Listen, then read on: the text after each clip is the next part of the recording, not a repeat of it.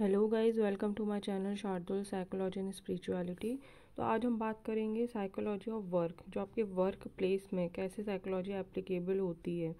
Human behaviour को understand करेंगे आपकी वर्क प्लेस में, क्योंकि हमारी दो ही तो लाइफ होती है, एक पर्सनल एक प्रोफेशनल, राइट। तो आज हम अपने प्रोफेशनल लाइफ में साइकोलॉजी का क्या रोल होता है उसके बारे में हम देखेंगे। तो सबसे पहले तो हम देखेंगे नेचर ऑफ वर्क, ठीक है, किस टाइप का जो वर्क साइकोलॉजी वो कैसे काम करती है, इसके कोर कंपोनेंट क्या है। तो आखिर वर्क साइकोलॉजी होती क्या है।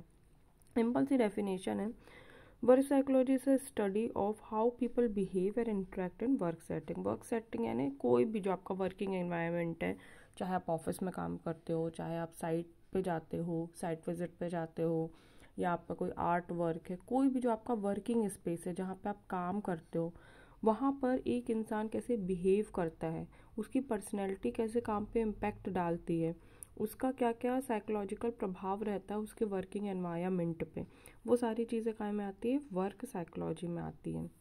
इसके कोर कंपोनेंट क्या है, individual differences, motivation, job design, leadership style और स्ट्रेस मैनेजमेंट। इंडिविजुअल डिफरेंसेस क्यों ज़रूरी है, क्योंकि हर एक की पर्सनैलिटी जो होती है वो अलग अलग होती है। एक इंसान दूसरे इंसान से अलग है, हो सकता है कोई एक इंसान जिस काम को एंजॉय कर रहा हो दूसरा इंसान नहीं कर पा रहा हो, राइट। इसलिए इंडिविजुअलिटी बहुत ही मायने रखती है। मोटिवेशन बहुत इंपॉर्टेंट है। मोटिवेशन का क्या मतलब है, हर किसी की लाइफ में काम करने के अलग अलग मोटिवेशन होते हैं। किसी को पैसा कमाना होता है, किसी को लाइफ में सेटिस्फेक्शन चाहिए होता है, किसी को वो काम पसंद होता है, राइट। तो इस तरीके से अलग अलग मोटिवेशंस होते हैं जो कि वर्क साइकोलॉजी में कोर कंपोनेंट में आते हैं। Job design is very much important. कौन सा जॉब आप कर रहे हो वो बहुत ज़्यादा मायने रखता है आपके वर्क साइकोलॉजी की। अगर हम बात करें तो जैसा भी हमने बात की, कोई कोई जो जॉब रहती है वो किसी किसी को बहुत ज़्यादा पसंद रहती है।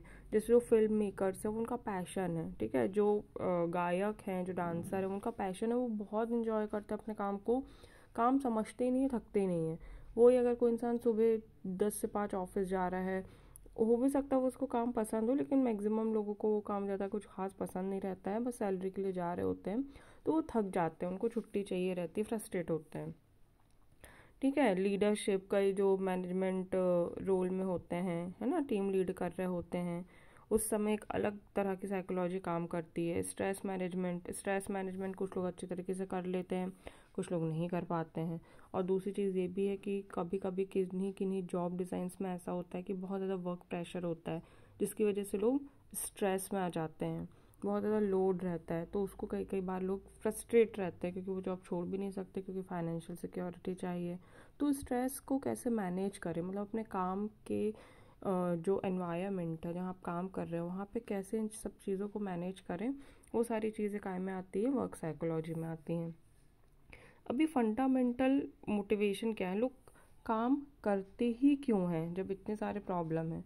तो सबसे पहला आता है फाइनेंशियल सिक्योरिटी। ये सब तो बताने की बात ही नहीं है कि इंसान पैसों के लिए काम करता है, अपना रोज का जीवन यापन करने के लिए काम करता है, अपने शौक पूरे करने के लिए काम करता है, राइट।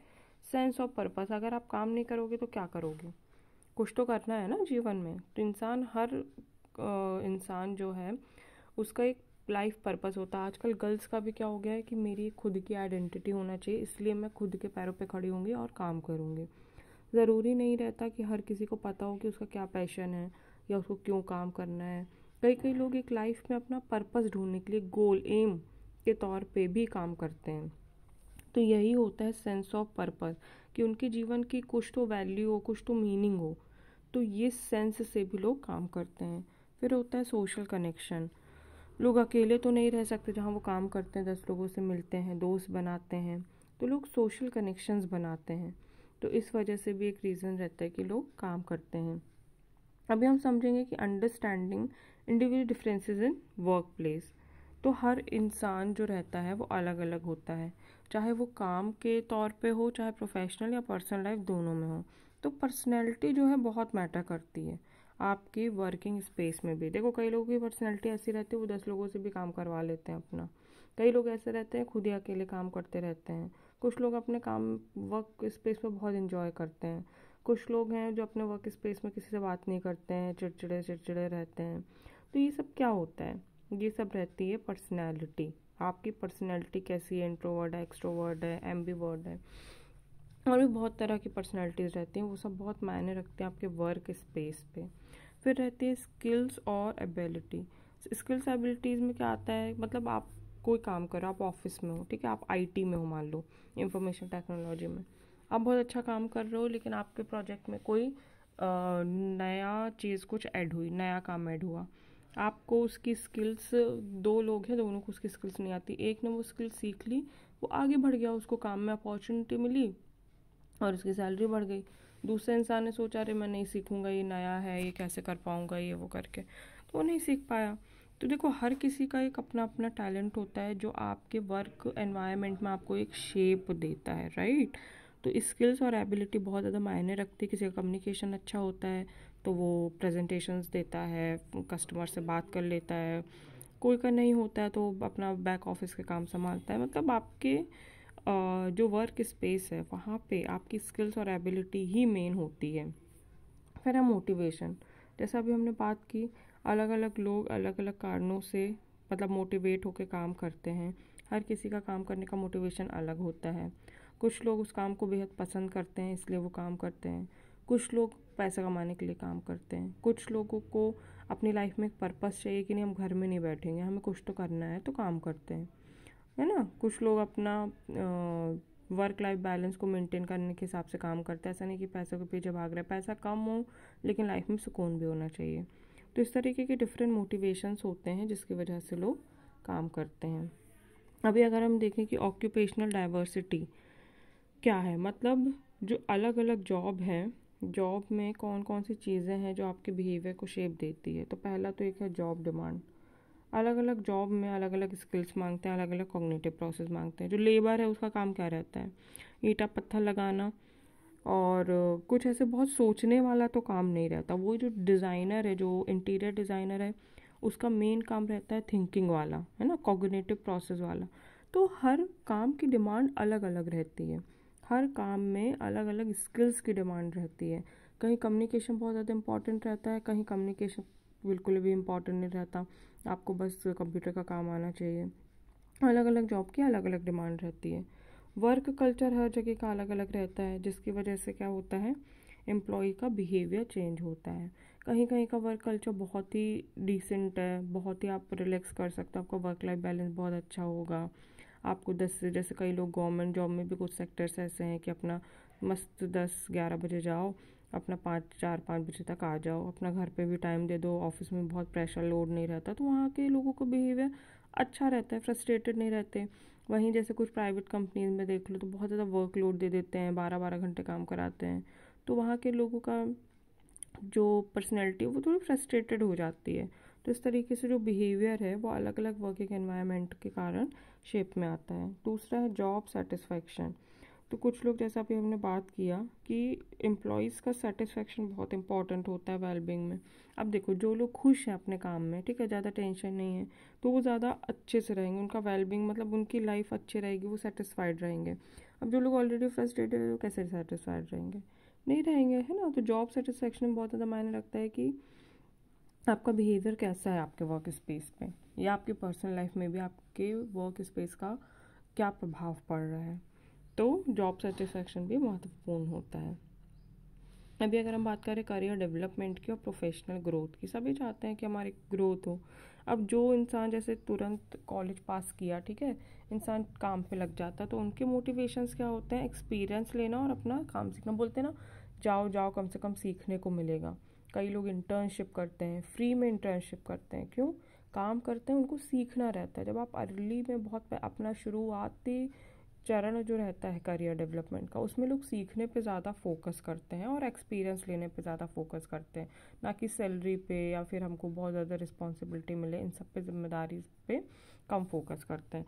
जब का मिड आता है, अब आपने सीख लिया, स्किल सीख लिया, अब वो उनका क्या रहता है कि अब हमको सैलरी थोड़ी सी अच्छी मिले, पैसे थोड़े से अच्छे मिले, लीडरशिप अपॉर्चुनिटीज़ मिले, तो मिड करियर में लोग इन चीज़ों को सर्च करते हैं, क्योंकि स्किल तो सीख लिया, एक्सपीरियंस सीख लिया, अब उसका उपयोग करके वो थोड़ा सा एडवांसमेंट अपने करियर में थोड़ा सा लीड करने के लिए ढूंढते हैं कि हमारे अंडर में भी कोई हो, हम किसी को गाइड करें। और लोग करते भी हैं ऐसा। और अगर कंपनी में है तो उनको लीड की पोजीशन मिले, मैनेजर की पोजीशन मिले, क्योंकि वो उस लेवल का एक्सपीरियंस गेन कर चुके होते हैं, उस लेवल की स्किल सीख चुके होते हैं। फिर होता है लेट करियर, मतलब लोग बहुत जब काम कर चुके होते हैं, जैसे अपने यहाँ अमिताभ बच्चन जी हैं, एक मतलब बहुत उन्होंने काम कर चुके हैं, तो लेट करियर में इंसान क्या ढूंढता है, मेंटरशिप और नॉलेज शेयरिंग, कि कैसे वो अपने नॉलेज को शेयर कर सकें। कई कई लोग तो क्लासेस भी लेने लग जाते हैं आजकल, यूट्यूब वगैरह में लोग फ्री में भी काम कर देते हैं कि चलो ठीक है, अपने छोटों को गाइड करते हैं। तो ये सब इंसान का जो ब्रेन का साइकोलॉजी है वर्किंग एनवायरनमेंट में, ये पूरी उसी के बारे में है कि अर्ली शुरुआती दौर में इंसान कैसे सोचता है अपने काम के बारे में, मिड में कैसे सोचता है, एंड में कैसे सोचता है। ये क्या है, ह्यूमन साइकोलॉजी ही तो है, वर्क साइकोलॉजी ही तो है ना, कि काम में इंसान की साइकोलॉजी ब्रेन की कैसे हो जाती है। अभी इसमें इम्पॉर्टेंट है कि पॉजिटिव वर्क एनवायरनमेंट कैसे क्रिएट कर सकते हैं हम साइकोलॉजी के थ्रू। तो पहला तो है मोटिवेशनल प्रैक्टिस। अगर आप मोटिवेशनल प्रैक्टिस करोगे, जैसे कि अगर आपके जैसे कोई टीम है, उस उनको हर महीने में 1 बार 2 बार आपको मोटिवेशन सेशंस लेने चाहिए, ताकि आपकी टीम के अंदर क्या बढ़े, मोटिवेशन बढ़े, काम करने के प्रति उनका जज्बा बरकरार रहे। और आपको सेल्फ को भी मोटिवेट करते रहना चाहिए, कुछ पॉजिटिव थॉट्स रखने चाहिए, पॉजिटिव जनरल रखना चाहिए, मतलब लिखना, अफर्मेशंस लिखना चाहिए कि मैं अपने काम से खुश हूँ, या आपको जो काम अच्छा लगता है उस काम में मूव करना चाहिए। अगर आपको अपना काम नहीं अच्छा लग रहा, आप छोड़ के वो काम करो जो आप करना चाहते हो। अगर आप सिर्फ बहाने बनाते रहोगे, अरे वो तो बस मुझे पसंद है लेकिन हो नहीं पाएगा, उसमें स्कोप नहीं, ये नहीं वो नहीं है, तो वो बात अलग है ना। आप कोशिश करो, कोशिश करना कोई बुरी बात नहीं है। उसके बाद टीम डायनेमिक, कभी कभी टीम भी ऐसी होती है कि जिसकी वजह से हमें फ्रस्ट्रेशन होता है, कलीग से साथ नहीं पड़ती, तो इसलिए स्ट्रॉन्ग जो बॉन्डिंग है टीम के साथ बनाना चाहिए। अगर आप एक टीम में काम कर रहे हो और अगर आप सोचो कि हम अकेले अकेले रह के सब कर लेंगे, तो ऐसा नहीं होता। आपको एक कोलैबोरेटिव अप्रोच अपनानी चाहिए, अपनी टीम के सभी लोगों से बात करो, मिलो, उनसे एक स्ट्रॉन्ग बॉन्ड बनाओ, प्रोफेशनल बॉन्ड बनाओ, ठीक है। फिर स्ट्रेस मैनेजमेंट में अगर आपको स्ट्रेस है, आप मेडिटेशन कर सकते हो, आप अपने काम को सही तरीके से टाइम मैनेजमेंट के साथ कंप्लीट कर सकते हो। टाइम मैनेजमेंट के साथ करोगे तो वो काम का आपका लोड नहीं रहेगा। कोई काम आपका साइन हुआ है तो ऐसा नहीं कि आप ड्यू डेट या डेडलाइन के लिए बैठे रहो, शुरू से ही उस काम को मोटिवेशन के साथ कंप्लीट करो, तो आप डेडलाइन के पहले अचीव कर लोगे। और भी बहुत सारी स्ट्रेस मैनेजमेंट की टेक्निक्स होती हैं, है ना, मोटिवेशंस होते हैं, तो वो सब आपको अपने ऊपर अप्लाई करने चाहिए अगर आप अच्छा वर्क एनवायरनमेंट चाहते हो। और अगर आप टीम लीड हो, मैनेजर हो, तो ये सब आपको अपने टीम पे अप्लाई करना चाहिए।